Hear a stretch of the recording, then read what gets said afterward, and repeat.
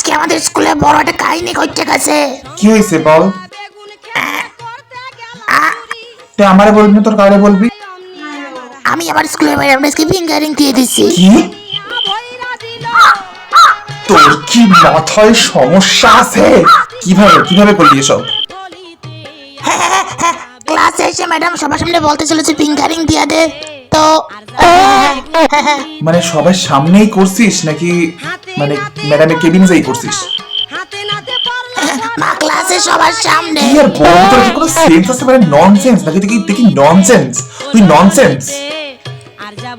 মা আমি জানি তুমি আমার ফিঙ্গার বলের রিংটা অনেক কষ্টে কিনে দিয়েছিলে আমার জন্মদিনে, কিন্তু আমি কি করবো, ম্যাডামটা হঠাৎ করে চাইয়া বসলো আর আমি দিতেও বাধ্য হয়ে গেলাম। কি?